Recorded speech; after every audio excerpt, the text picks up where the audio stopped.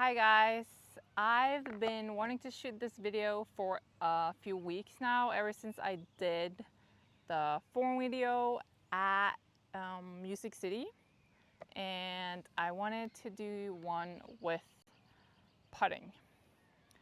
Putting is definitely my favorite thing about disc golf, and it's been really fun making a bunch of putts this year.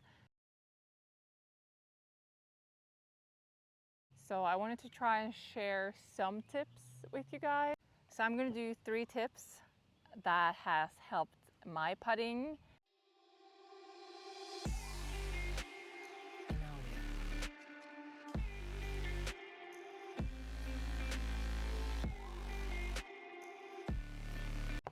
First tip is to use your legs. You get a lot of your spin and power from your hip and legs, so remember to use them. So for me, I do straddle putt. So I would have my legs like this, and I would go down, bend my legs, hip down, and push down. And when I get up, I would push forward and up with my legs. So I would down and up, down, up, down, up, down, up. So it kind of depends on your putt, how much you want to use your legs. The longer the putt, the more you want to engage your hip and legs. So if you're putting like this, you kind of do the same. You bend this leg, and when you go down, you push with this. So you kind of just try and think that you're pushing into the ground and kind of pushing yourself forward towards the target. And what you do after with this leg is you would extend it and go up. You don't have to go all the way up on your toe, because that might be too much for you. It might get you off balance, but I know there's a lot of people who like to do that. And again, depending on the putt and how long it is, you could add it if it's a longer putt. So you would go down here, push and up. So down and up.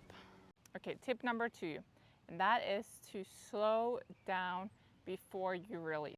So when I do lessons with beginners, what I see is that they're trying to add a lot of spin to their putt because that's what they see pros do, which makes sense. They're trying to get their power from doing it faster, which does not make any sense, but it might make sense to some people. Just trying really hard. It's the same when you throw a backhand or a sidearm. You just try and do it really fast and hope that you get more spin, more power, or throw farther. But that is not the case at all. So for me, again, doing straddle, I go down. Sorry, I normally have a putter in this hand, but when I go down, what a beginner would do is they would just like go down and try and putt fast and try and use that momentum to putt fast, get spin, and try and make a longer putt. But for me, I have to go slow all the way up to here, basically.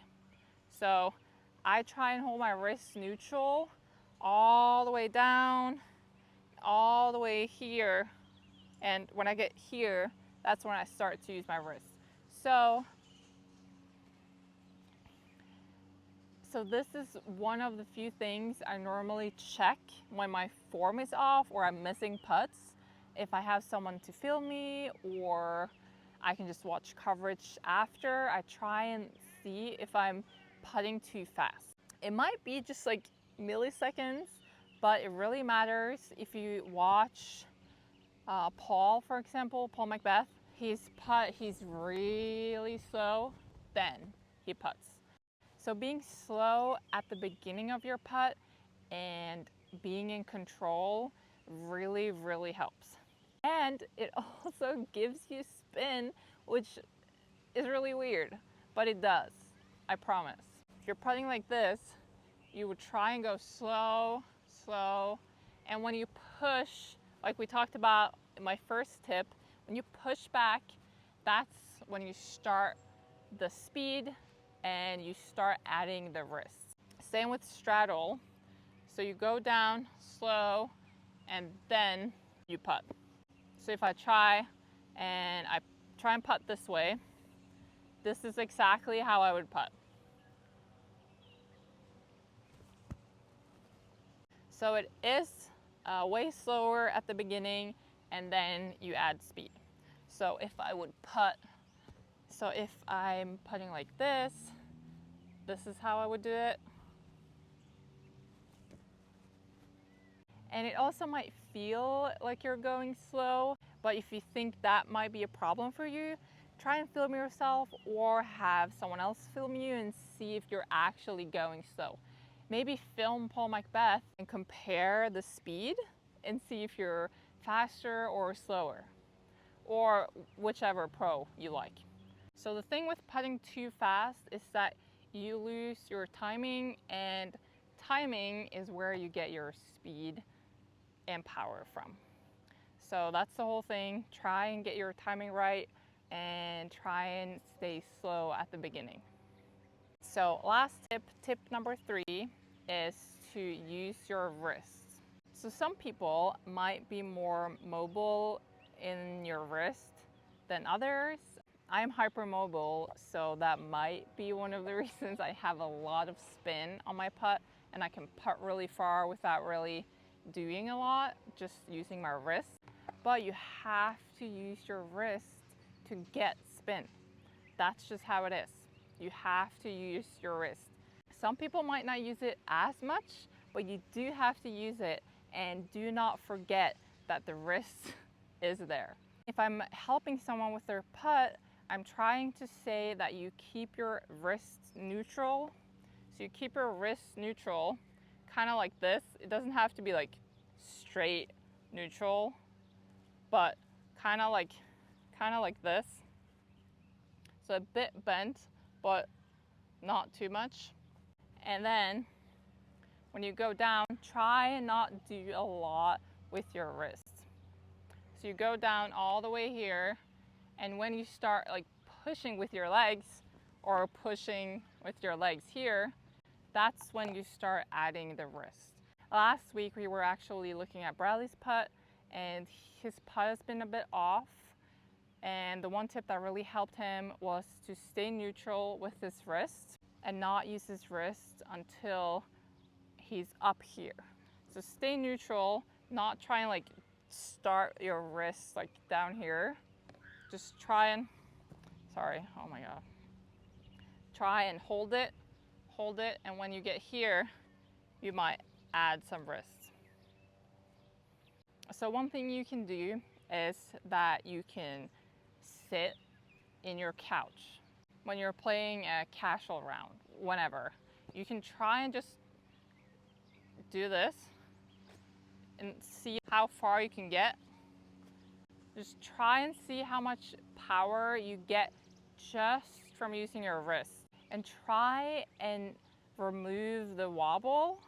That's when you know you've figured out how to use your wrist and get some spin. And that's what you want to add to your putt. Even though a lot of the good putters might wobble, they do have a lot of spin. So they definitely know how to use their wrist. And try and just get some spin and do this without using your hand. And then you can add. So you try and like just do this. If you haven't used your wrist at all, this is definitely going to help you, but it might also be a bit too much. You might like miss early or miss late because you're using your wrist a lot. And to be honest, that's a problem for everyone. missing the basket.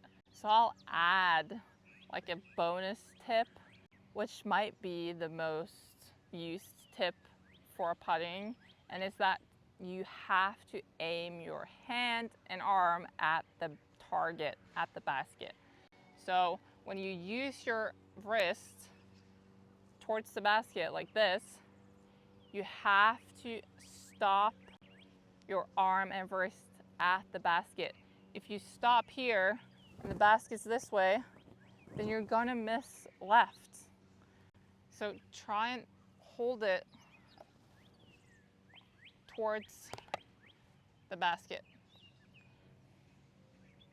And if you try, when you're practicing, if you try and hold your hand and arm where you release your disc until the disc hits the basket, you might see why you would miss. If you hold your hand like this and then I miss left, then obviously it's because I released it left. If you add wrist to that, that's gonna really help get some spin to your putt. All of these tips might be super obvious, especially this last one where you have to use your wrist to get some spin, but I see again and again people not really using their wrist, kind of forgetting because they have a lot going on. They have to go back and they have to putt. They just tend to forget that the wrist is a part of the putt. You might be a spin putter, you might be a push putter, doesn't really matter. You have to use your wrists at least some. And the more you can use it, the better it gets, in my opinion. I'm a spin putter, obviously. And I use my wrist a lot, which might not be for everyone, but this is the 3 main tips that help me stay in my form and get better at putting. And this is what I focus on when I practice putting or when I analyze my putt if I'm a bit off. I hope these tips helped some of you guys. Share in the comments which tip you thought was the best for you. And if you want, tell me what you would like to get tips on next. For now, I see you guys in the next one. Bye! God, I am so sore. It is insane. Oh my God. I do not know why I'm into YouTube. Who's she talking to? If you're still watching, I really appreciate it. Every single viewer is appreciated and I am really grateful.